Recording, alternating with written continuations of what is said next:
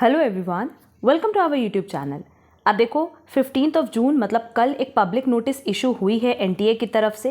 अगर आपने हमारा इसके पहले वाला सेशन देखा होगा जहां हमने बताया कि आंसर की रिलेटेड टू सीयूईटी पीजी कब रिलीज़ होगी, उस पर हमने बताया भी था कि जब तक सारे स्टूडेंट्स का एग्ज़ाम कंडक्ट नहीं हो जाता तब तक किसी भी तरह का कोई क्वेश्चन पेपर, आंसर की या रिजल्ट आउट ये नहीं कर सकते, डिक्लेयर नहीं कर सकते।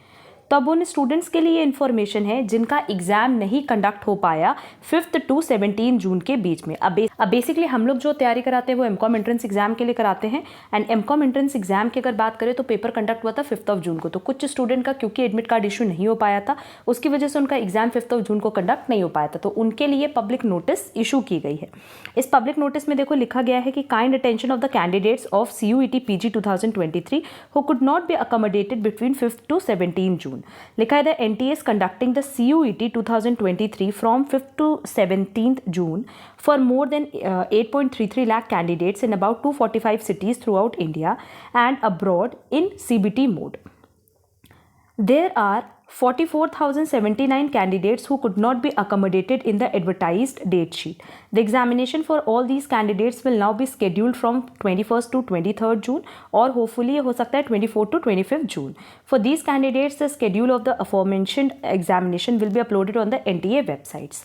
तो सिंपली कह रहा है कि जो टोटल नंबर ऑफ स्टूडेंट्स थे वो थे 8.33 लाख, उनमें से 44,000 अप्रॉक्स का एग्जाम नहीं कंडक्ट हो पाया था। तो इसमें एमकॉम के भी स्टूडेंट्स हैं, एमबीए के भी हैं, मतलब बेसिकली सारे पीजी कोर्सेज से रिलेटेड ओवरऑल 44,000 ऐसे स्टूडेंट्स हैं जिनका एग्जाम नहीं कंडक्ट हो पाया। तो अब ये चीज़ बताई गई है कि 21 टू 25 जून तक इनका एग्जाम कंडक्ट किया जाएगा एंड सारी इन्फॉर्मेशन आपको एनटीए की और सीयूईटी की वेबसाइट पे मिल जाएगी।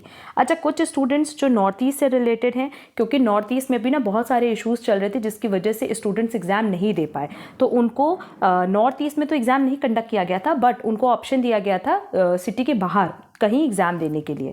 बट कुछ स्टूडेंट्स उस पॉइंट ऑफ टाइम पे भी एग्जाम नहीं अटेंड कर पाए थे, तो वो भी अब एग्जाम देने के लिए एलिजिबल हैं।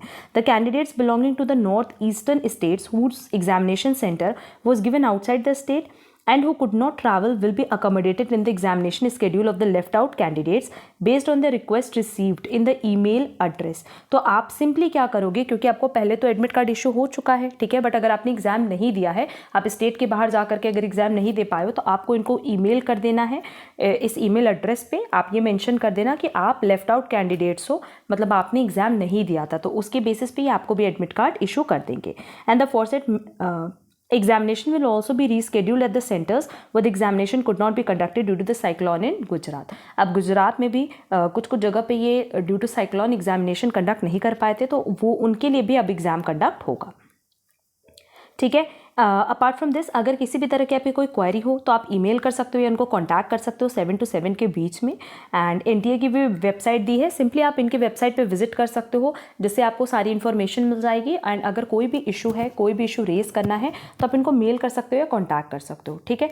तो यहाँ पर एक इंपॉर्टेंट इन्फॉर्मेशन है उन स्टूडेंट्स के लिए जो कि नॉर्थ ईस्ट स्टेट से रिलेटेड है, बिलोंग करते हैं और उन्होंने एग्जाम नहीं दिया था, तो आप लोग प्लीज़ अपना ये कंसर्न मेल करके इन्फॉर्म ज़रूर कर देना, सो दैट आप एलिजिबल हो पाओ उस एग्जाम के लिए जो एग्जाम कंडक्ट हो रहा है 21 टू 25 जून। अभी ये नहीं पता कि एमकॉम का एग्जाम कब कंडक्ट होगा, 21 होगा कि 25 को। जब ये मेंशन करेंगे तो हम अपडेट ज़रूर कर देंगे।